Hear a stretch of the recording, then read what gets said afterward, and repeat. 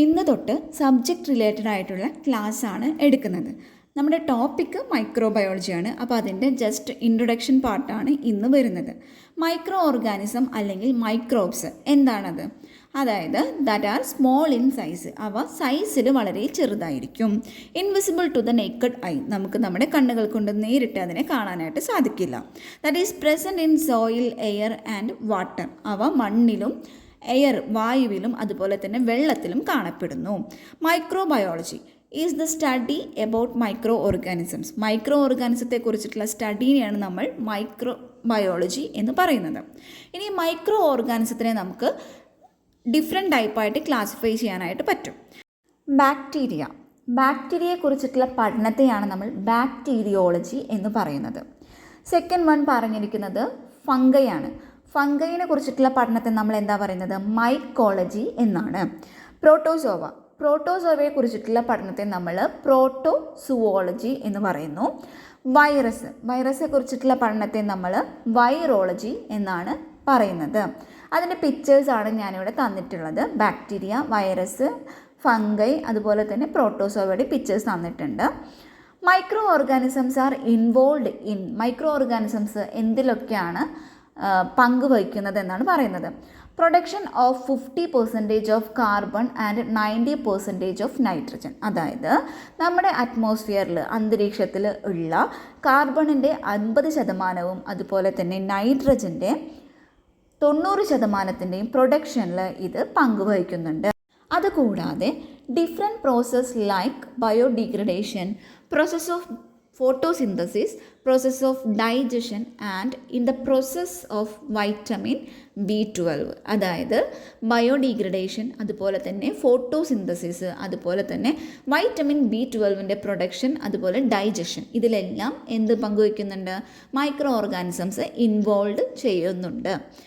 Get benefits from microorganism by their use in bread, cheese, beer, vaccine and antibiotic production. അതായത് നമ്മൾ ഈ micro ഓർഗാനിസംസും use ചെയ്യുന്നുണ്ട്. എന്തിലൊക്കെയാണ്? ബ്രെഡിൻ്റെ പ്രൊഡക്ഷൻ, ചീസിൻ്റെ പ്രൊഡക്ഷൻ, ബിയർ, വാക്സിൻ പ്രൊഡക്ഷൻ, അതുപോലെ തന്നെ ആൻറ്റിബയോട്ടിക്കിൻ്റെ പ്രൊഡക്ഷനിലും.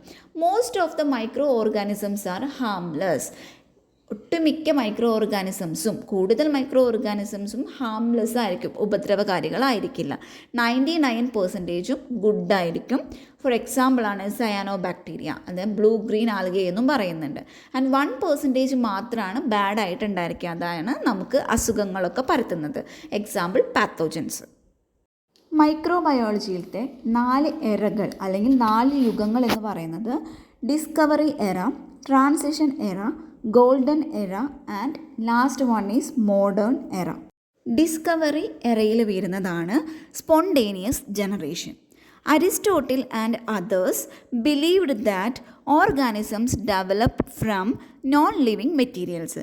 അതായത് അരിസ്റ്റോട്ടിലും അതുപോലെ മറ്റുള്ളവരും വിശ്വസിച്ചിരുന്നത് ഈ ഓർഗാനിസംസ് എല്ലാം ഉണ്ടായത് നോൺ ലിവിങ് ഓർഗാനിസത്തിൽ നിന്നാണ് എന്നാണ്. സ്പോണ്ടേനിയസ് ജനറേഷൻ എന്നതിനെ പറ്റി ഒരു തിയറി കൊണ്ടുവന്ന ആദ്യത്തെ വ്യക്തിയാണ് അരിസ്റ്റോട്ടിൽ എന്ന് പറയുന്നത്. ഈ സ്പോണ്ടേനിയസ് ജനറേഷനെ അബയോജെനസിസ് എന്നും വിളിക്കുന്നുണ്ട്. എന്താണ് അബയോജെനസിസ് എന്ന് പറഞ്ഞാൽ? അതായത് ഈ നോൺ ലിവിങ് മാറ്ററിൽ നിന്നാണ് ലിവിങ് തിങ്സ് എല്ലാം ഉണ്ടായത് എന്നാണ് അബയോജെനസിസ് കൊണ്ട് ഉദ്ദേശിക്കുന്നത്. Antony van Leeuwenhoek. Description of protozoa, basic type of bacteria, yeast and algae. അതായത് ബേസിക് ടൈപ്പ് ഓഫ് ബാക്ടീരിയയെ കുറിച്ചിട്ടും ഈസ്റ്റിനെ പറ്റിയും ആൽഗയെ പറ്റിയിട്ടും പ്രോട്ടോസോവയെ കുറിച്ചിട്ടൊക്കെ ഒരു ഡിസ്ക്രിപ്ഷൻ നൽകിയിട്ടുള്ളത് ആന്റണി വാൻ ല്യൂവൻഹുക്കാണ്. അതായത് ഒരു വിവരണം നൽകിയിരിക്കുന്നത് ഈ വ്യക്തിയാണ്. Father of bacteriology and protozoology. അതായത് പ്രോട്ടോസുവോളജിയുടെയും അതുപോലെ തന്നെ ബാക്ടീരിയോളജിയുടെയും ഫാദർ എന്നറിയപ്പെടുന്നത് ആന്റണി വാൻ ല്യൂവൻഹുക്കാണ്. In 1676 he observed and described microorganisms such as bacteria and protozoa as animalcules. അതായത് 1676 അദ്ദേഹം മൈക്രോ ഓർഗാനിസംസ് ആയിട്ടുള്ള ബാക്ടീരിയ, പ്രോട്ടോസോവ എന്നിവയെ ആനിമൽ ക്യൂൾസ് എന്നാണ് ഡിസ്ക്രൈബ് ചെയ്തത്. The term microbes is used by Sedillot in 1878. ഈ microbes എന്ന് പറയുന്ന ടേം ആദ്യമായി യൂസ് ചെയ്തിരിക്കുന്നത് സെഡിലോട്ടാണ്. Transition era. Francesco Reddy. He showed that maggots would not arise from decaying meat when it is covered. അതായത് നമ്മളിപ്പോൾ ഡീക്കേയിങ് മീറ്റ് മാംസങ്ങളൊക്കെ നമ്മൾ cover ചെയ്ത് വെച്ചിട്ടുണ്ടെങ്കിൽ അതിൽ നിന്ന് ഒരിക്കലും മാങ്കോട്ട്സ് അതായത് ചെറിയ പുഴുക്കൾ ഒന്നും ഫോം ചെയ്യില്ല എന്നാണ് ഫ്രാൻസ്കോ റെഡി പറയുന്നത്. അദ്ദേഹത്തിൻ്റെ എക്സ്പെരിമെൻറ്റിൻ്റെ ഒരു പിക്ചറൈസേഷനാണ് അടുത്തത് കാണിക്കുന്നത്.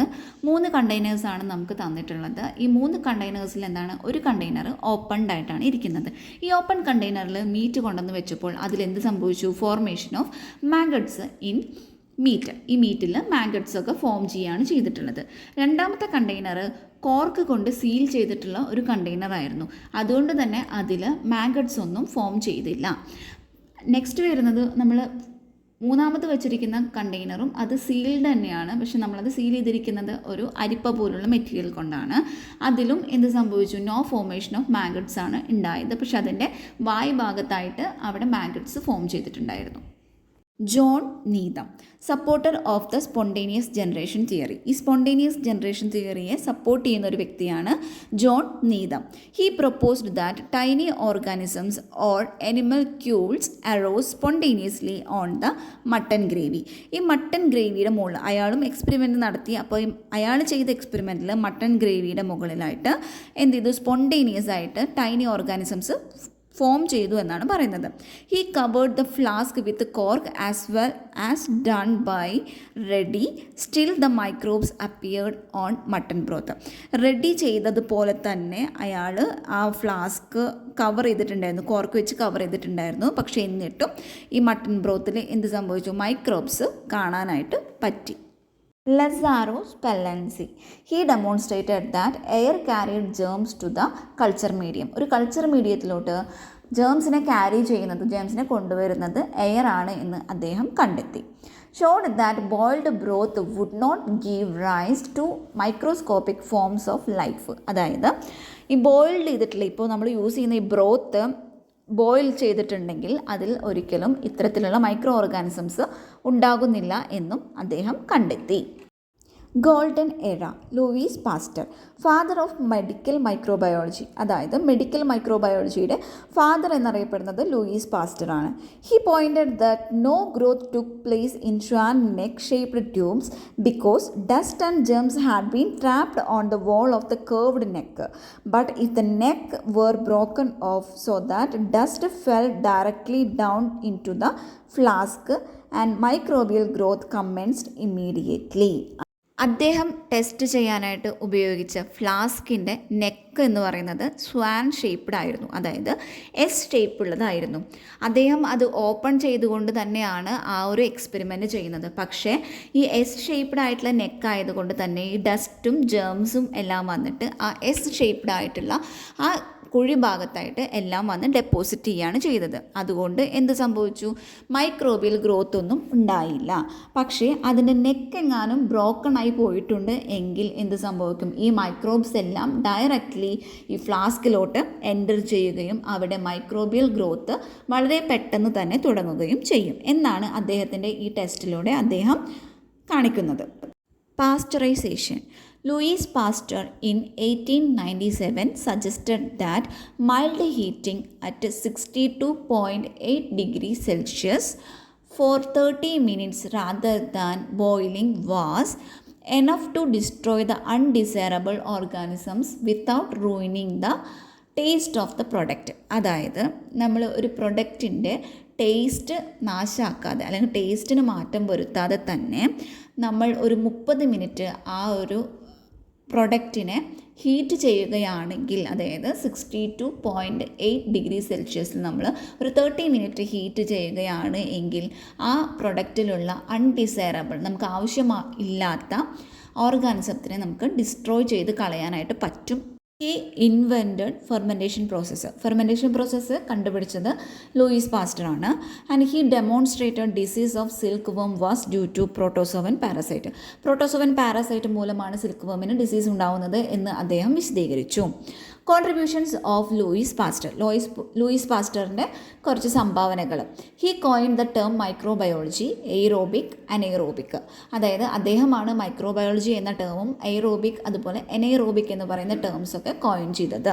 He disproved the theory of spontaneous germination എന്നുള്ള ആ ഒരു തിയറീനെ ഡിസ്പ്രൂവ് ചെയ്തത്, അതിനെ മാറ്റി എഴുതിയത് ഇദ്ദേഹമാണ്.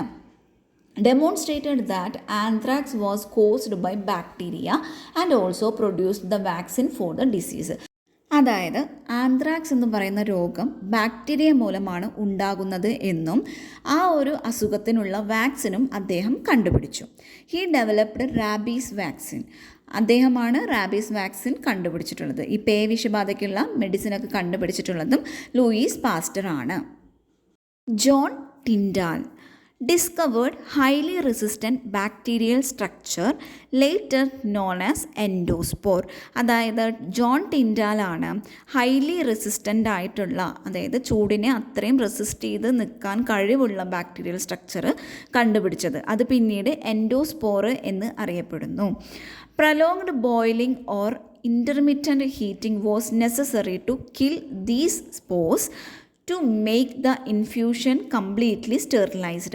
A process is called ടിൻഡലൈസേഷൻ. ടിൻഡലൈസേഷൻ എന്ന് പറഞ്ഞാൽ നമ്മളെടുക്കുന്ന ഇൻഫ്യൂഷൻ അല്ലെങ്കിൽ ആ ഒരു ലിക്വിഡോ അതും അല്ലെങ്കിൽ നമ്മൾ നേരത്തെ പറഞ്ഞ പോലെ മട്ടൺ ബ്രോത്തൊക്കെ എടുത്തില്ലേ, അതേപോലെ ഒരു ബ്രോത്ത് എല്ലാം നമ്മൾ സ്റ്റെറിലൈസ്ഡ് ആക്കണമെന്നുണ്ടെങ്കിൽ അല്ലെങ്കിൽ അതിലുള്ള ഈ എൻഡോസ്പോറുകളെയൊക്കെ നമുക്ക് കിൽ ചെയ്യണമെന്നുണ്ടെങ്കിൽ, നശിപ്പിക്കണമെന്നുണ്ടെങ്കിൽ നമുക്കവിടെ പ്രൊലോങ്ഡ് ബോയിലിങ്ങോ അല്ലെങ്കിൽ ഒരു ഇൻ്റർമിറ്റൻ്റ് ഹീറ്റിങ്ങോ ആവശ്യമാണ്. Lord Joseph Lister. He is the father of antiseptic surgery. Antiseptic സർജറിയുടെ ഫാദർ എന്നറിയപ്പെടുന്നത് ജോസഫ് ലിസ്റ്റർ ആണ്. He concluded that wound infections were due to micro organisms മൂലമാണ് വൂണ്ട് ഇൻഫെക്ഷൻസ് ഉണ്ടാവുന്നത് എന്ന് അദ്ദേഹം കണ്ടെത്തി. Also devised a method to destroy microorganisms in the operation theatre by spraying a fine mist of carbolic acid into the air. Micro organisms എയറിലും present ആണെന്ന് നമ്മൾ പറഞ്ഞിരുന്നു. ഈ ഓപ്പറേഷൻ തിയേറ്ററുകളിൽ പ്രസൻ്റ് ആയിട്ടുള്ള അല്ലെങ്കിൽ കാണാൻ പറ്റുന്ന ഈ മൈക്രോ ഓർഗാനിസത്തിനെ ഡിസ്ട്രോയ് ചെയ്യാൻ, അതായത് നശിപ്പിക്കാനായിട്ട് നമ്മൾ എന്ത് ചെയ്യുന്നു, ഈ എയറിലോട്ട്, അറ്റ്മോസ്ഫിയറിക് എയറിലോട്ട് നമ്മൾ കാർബോളിക് ആസിഡിൻ്റെ ഒരു ഫൈൻ മിസ്റ്റ് സ്പ്രേ ചെയ്ത് കൊടുക്കുകയാണ് ചെയ്യുന്നത്. Robert Koch. He demonstrated that the role of bacteria in causing disease came from the study of anthrax. ആന്ത്രാക്സിനെ കുറിച്ചിട്ടുള്ള ഒരു പഠനം നടത്തിയപ്പോൾ ഈ ഡിസീസിന് കാരണമായിട്ടുള്ള രോഗകാരി അതിൽ ഈ ബാക്ടീരിയ ഒരു റോള് വഹിക്കുന്നുണ്ട് എന്ന് അദ്ദേഹം കണ്ടെത്തി. He perfected the technique of isolating bacteria in pure culture. ഒരു പ്യുവർ കൾച്ചറിൽ എങ്ങനെ ബാക്ടീരിയനെ ഐസൊലേറ്റ് ചെയ്ത് എടുക്കാമെന്നും അദ്ദേഹം കണ്ടുപിടിച്ചു.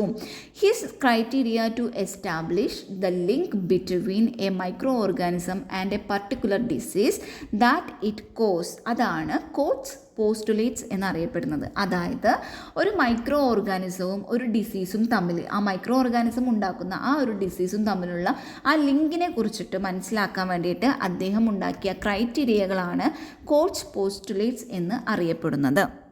Postulate 1. The same microorganisms are present in every case of the disease. അതായത് ഒരേ അസുഖം പിടിച്ചിട്ടുള്ള വ്യക്തികളിൽ ഈ സെയിം ഓർഗാനിസംസ് തന്നെയായിരിക്കും പ്രസൻ്റ് ആയിട്ട് ഉണ്ടായിരിക്കുക. Postulate 2. The microorganisms are isolated from the tissue of the dead animal and A pure culture is prepared. അതായത് ആ മരിച്ചു പോയിട്ടുള്ള അല്ലെങ്കിൽ ആ ഡെഡ് ആയിട്ടുള്ള എനിമലിൻ്റെ ടിഷ്യൂസിൽ നിന്നും ഈ മൈക്രോ ഓർഗാനിസത്തിനെ നമ്മൾ ഐസൊലേറ്റ് ചെയ്തിട്ട് ഒരു പ്യുവർ കൾച്ചർ ഉണ്ടാക്കുന്നു. Postulate 3. Microorganisms from the pure culture are inoculated into a healthy susceptible animal. The disease is reproduced. അതായത് ആ പ്യുവർ കൾച്ചറിൽ നിന്നും നമ്മൾ മൈക്രോ ഓർഗാനിസത്തിനെ ഒരു ഹെൽത്തി ആയിട്ടുള്ള എനിമലിലോട്ട് ഇനോക്കുലേറ്റ് ചെയ്ത് കൊടുക്കുകയാണ് ചെയ്യുന്നത്, അല്ലെങ്കിൽ ഇഞ്ചെക്റ്റ് ചെയ്ത് കൊടുക്കുന്നു. ആ ഡിസീസ് അപ്പോൾ എന്ത് ചെയ്യും, അത് പിന്നീട് വീണ്ടും ആ ഡിസീസ് റീപ്രൊഡ്യൂസ് ചെയ്യുന്നു. Postulate 4. The identical microorganisms are isolated and recultivated from the tissue specimens of the experimental animal. Experiment നടത്തിയിട്ടുള്ള ഈ ഒരു എനിമലിൻ്റെ ടിഷ്യൂവിൽ നിന്ന് നമ്മൾ വീണ്ടും ഈ മൈക്രോ ഓർഗാനിസത്തിനെ ഐസൊലേറ്റ് ചെയ്തെടുത്തിട്ട് റീകൾട്ടിവേറ്റ് ചെയ്യുന്നു. ഇതാണ് കോച്ച് പോസ്റ്റുലേറ്റ്സ് എന്ന് പറയുന്നത്.